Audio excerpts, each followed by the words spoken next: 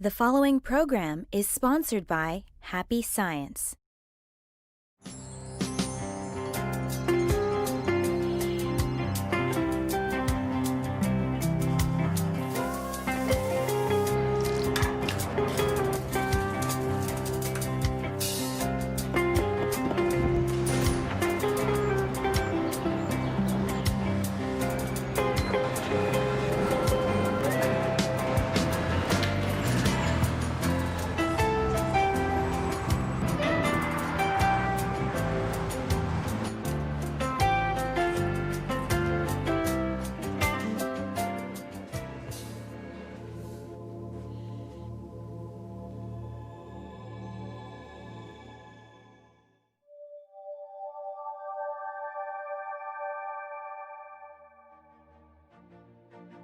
Hello, and thank you for accepting our invitation to happiness. Ryuho Okawa is known as a global visionary because of his deep spiritual insight and commitment to guide the world to a brighter future.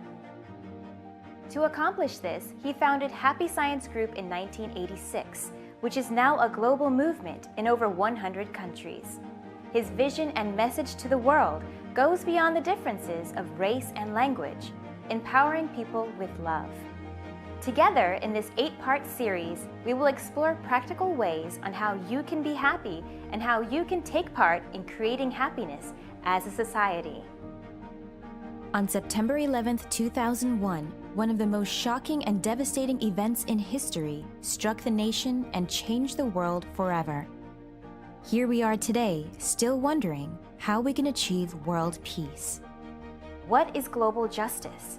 Or is it even possible? Nowadays, it seems more than ever we are experiencing chaos around the world. Why is this?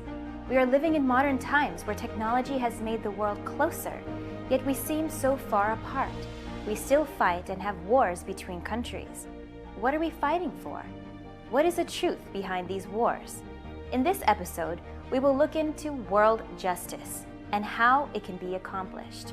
But first, let's go to the streets of New York and hear what they think is needed for world peace. I think it works on an individual basis. I think people need to be inspired by things, external kind of influences, and each individual needs to feel like they have to become better as people. But there has to be a universal kind of message influencing people individually to fix their perspectives and want the same thing.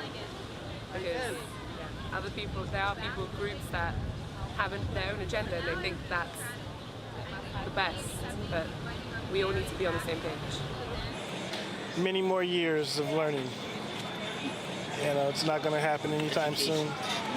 And many more years of people learning to live together and to learn how to live with each other's differences.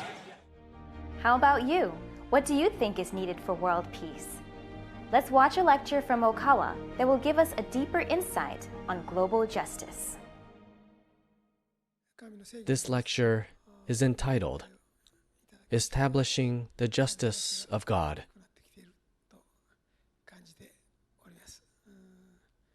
Although it is questionable whether anyone on earth is entitled to speak on such a theme, I will try to address this topic the best that I possibly can. In terms of religion, the era of monotheistic religions has continued for 2,000 or 3,000 years now, and there is a tendency to consider monotheism to be pure and non-monotheistic religions to be muddled and defiled. Of course, there is nothing wrong with monotheistic religions that worship a universal God who loves all humankind, but there are also those that worship a specific God who only protects one particular ethnic group.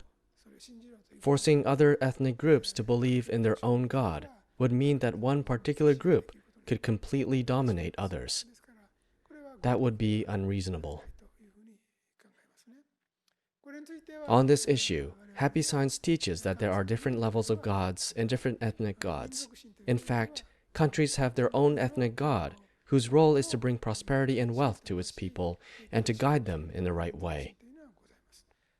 When some particular countries make progress and gain national strength, or in other words, when 4 or 5 powerful countries emerge, cultural friction arises, and competition occurs between ethnic gods, each striving to prove whose teachings would be able to better guide humankind to happiness, as well as bringing prosperity to a country.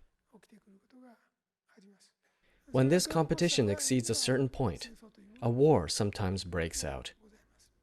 Looking back in human history, there were many major wars. Those wars were all tragic. There is no such thing as a non-tragic war. They all ended in tragedy, no matter which side people were on. But at the same time, world history shows that through major wars, great nations sometimes rise and sometimes perish. A dominant country would go into decline, and another great power would emerge, thereby resulting in a change of age. We see many such occurrences on a small scale in everyday society. Various companies prosper greatly at times, yet at other times they go under and are replaced by other companies. A similar principle is at work in the rise and fall of countries. While in the case of war, human lives are at stake, which is a serious matter. In the case of competition between companies, people will suffer financial problems by losing jobs. Of course, they could perish if they lose their jobs and can no longer feed themselves, so it is true that financial problems could also lead to death. Looking at the world trend over the past 2,000 or 3,000 years, some countries begin to compete against one another whenever they grow larger and stronger. Then wars would break out. This trend will not disappear so easily. There is also a tendency that the more fervently countries engage in military reduction, the more likely it is for a war to break out as a repercussion. In many cases, military reductions are imposed on weak countries by powerful ones as limiters to prevent opposition. This leads to a buildup of resentment in weak countries, which often resorts to expansionist policies. In that sense, military reductions are not always effective and are extremely difficult matters to deal with. I have made various comments about international politics. In this section, I would like to consider things from the perspectives of today's international politics and religion. From a religious perspective, issues involving Islam cannot be overlooked.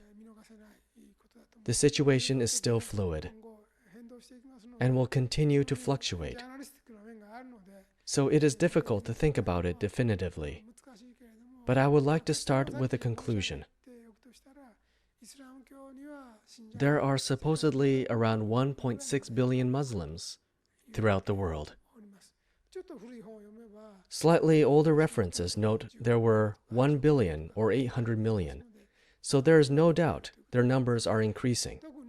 Islam is very widespread among the world's poor, especially in poverty-stricken regions.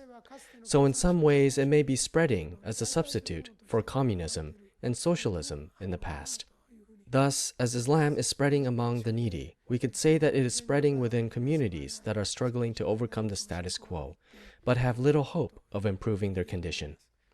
On the other hand, Christianity is said to have 2 to 2.2 billion believers, so it is true to say that Islam is drawing close. Islam is now being criticized because some extremists are conducting many dreadful acts of terrorism, but the number is still increasing. Accordingly, there must definitely be aspects of Islam that cannot be understood with Christian values. It is often said that there are no righteous wars. Nevertheless, I believe that unless the attacker has a just cause that is totally understood and supported by the global community, the ones being attacked, the ones defending their own territory, people, and families, are not necessarily evil. This can be said of anything.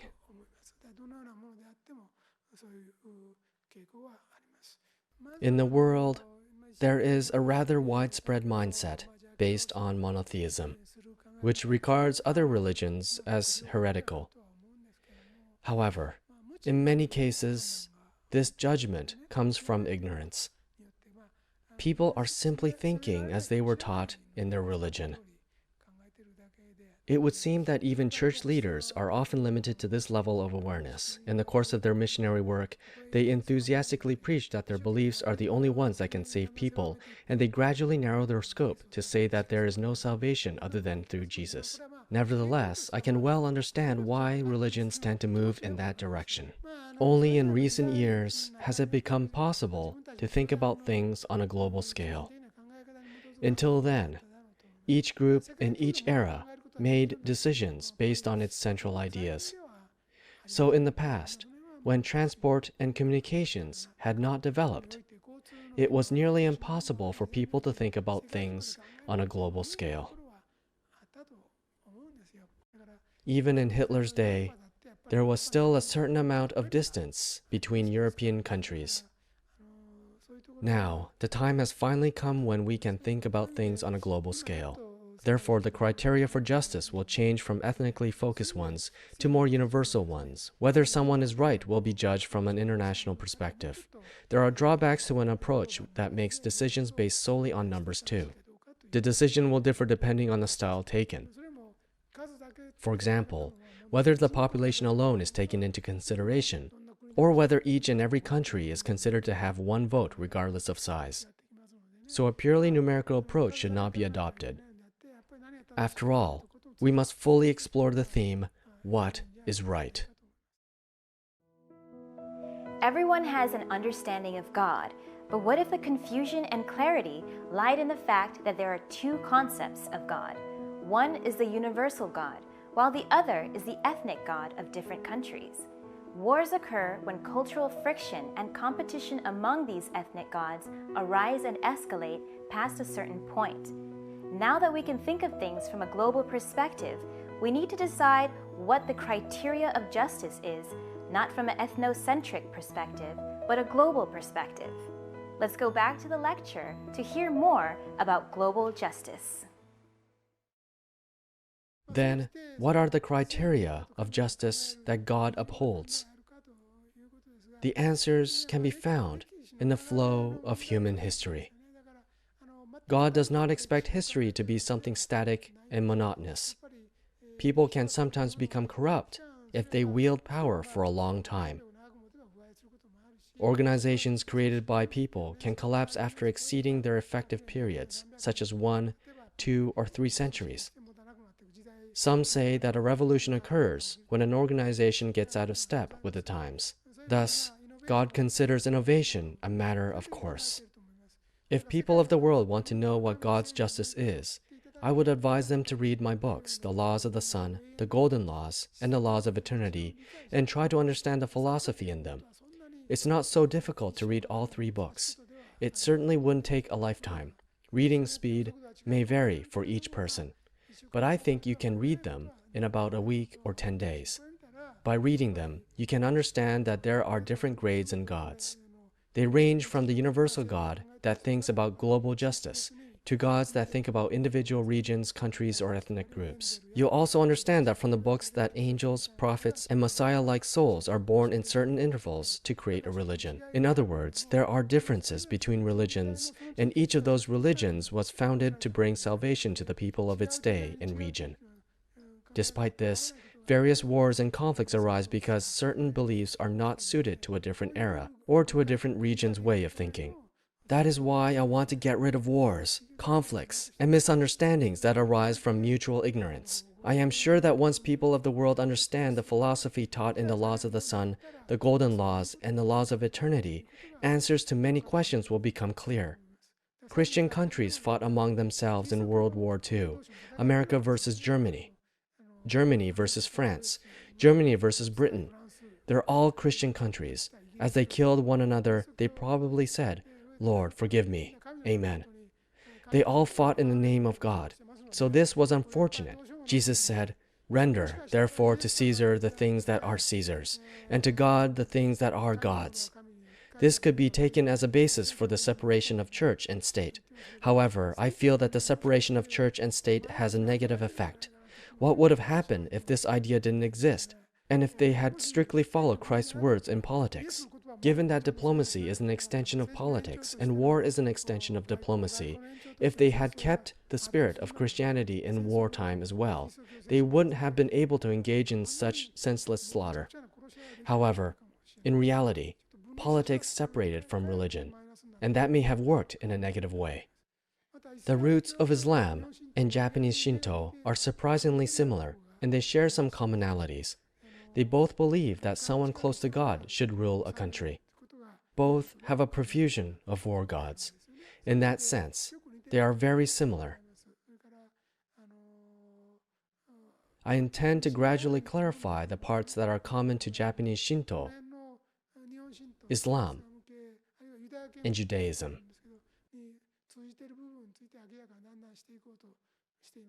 I have also confirmed the spiritual truth that the souls of Christian saints are being reincarnated as leaders of various religions in Japan. People can't transcend their nationality so easily, but some souls transcend nationally and move surprisingly freely around the world. Let me explain this in terms of a company. There are different departments, some weak and some strong. In a company, efforts are made to ensure that everything goes smoothly overall by transferring personnel or deciding who to send to which department. The same effort is observed in the religious world.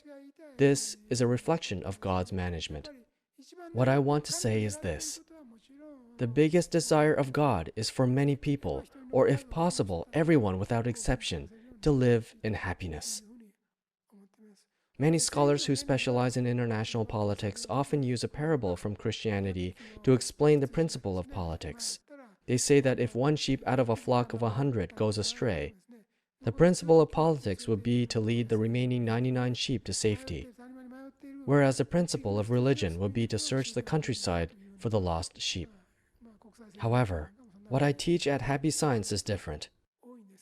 I don't tell people to save the lost sheep at the expense of the other 99. I say that you must also protect the 99 while caring for the lone sheep. Maybe I'm asking for too much, but I tell people to do both. In other words, while we aim for the greatest happiness of the greatest number of people, we have to care for those who have slipped through the safety net too. I'm saying that you shouldn't organize everything around the ladder. The recent Piketty hypothesis from France condemns widening income inequality, and it proposes to level everything in accord with the poor. However, that is nothing but Marxism. It would only make the whole world poor. In a world of poverty, people would no longer be able to help one another. So we should not aim for poverty. It is impossible to distribute wealth unless there are affluents. So there must not be a mistake in your fundamental way of thinking. That is to say, it is wrong to construct an entire theory for the sake of one lost sheep. Religion began to decline at the same time that Marxism appeared, and that is because Marxism includes a part of a fundamental principle of religion. In fact, Marxism politically amplified the idea, right is on the side of the weak. In reality, there can be no government or management without the support of the majority. This is true according to the principle of governance. Therefore, it is necessary to pay attention to both the wealthy and the poor in a well-balanced way. God wishes for the prosperity of each country, as well as a global prosperity that brings harmony to all affiliated countries in the same age. When conflicts, contradictions, or raging wars arise due to different ways of thinking, adjustment will naturally work to bring about reconciliation and produce peace. Someone may rise to oppose war, or an angel of light may appear as a brave politician or soldier to crush those who commit evil. In this way, a principle will work in various ways to stop such conflicts. If there are countries that only think of their own benefit and violate other countries, we must do our best to forcibly resist and stop them. Happy Signs will keep voicing transcend hatred and embrace love in order to overcome the conflicts between atheistic, materialistic countries and countries that have faith, and to resolve hatred caused by the differences in religion around the world. Please support our activities. America needs new frontier. This huge country suffered a lot from the Iraq war and fighting against terrorism. Their mind are changing. The terrorism has been continued, and American people are losing their liberty and, of course, their freedom. America, of course, accept different people and be tolerant is be American.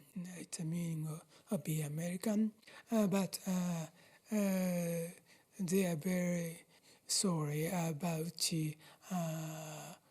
the losing freedom and mercy. So I propose that America should be America.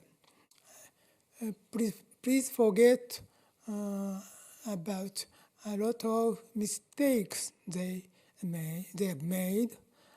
Now I think that America should be America. America should aim for a new frontier. It means the new command to hear the new command of God. It means America don't abandon their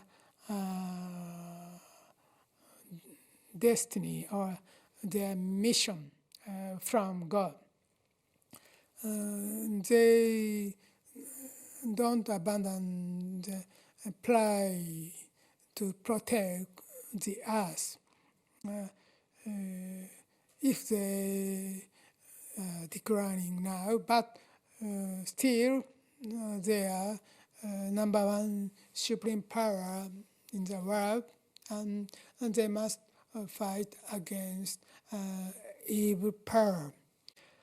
Don't lose American mind. The American mind, it's very important. The American mind is the mind believe in God and believe in justice, and in the name of justice do conduct and make better world.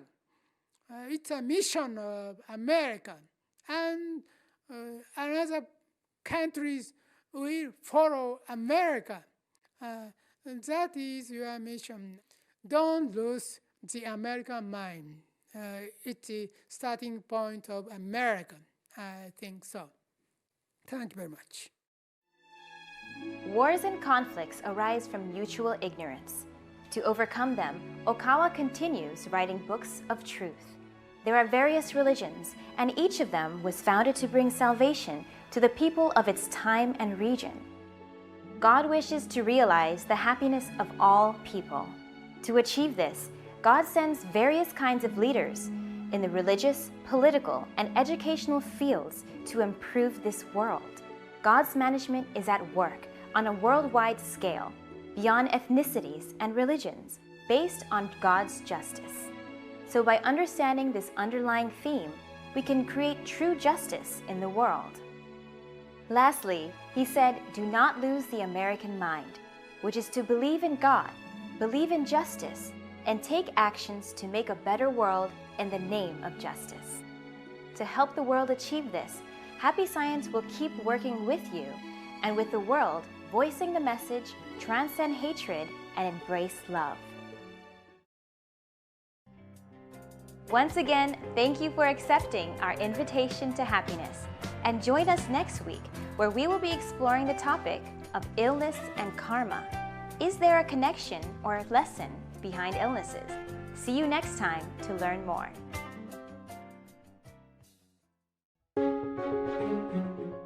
Why are we here? How do we find happiness?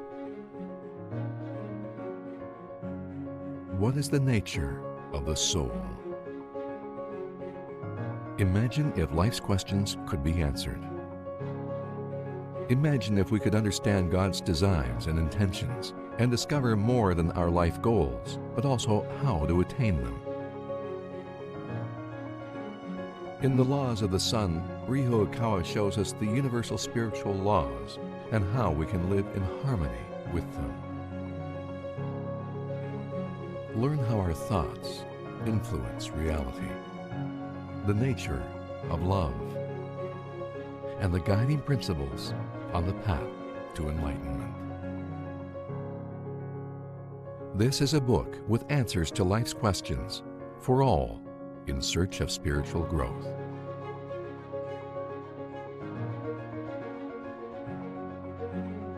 From an author who writes to unite humankind in peace and harmony. The Laws of the Sun. Available now.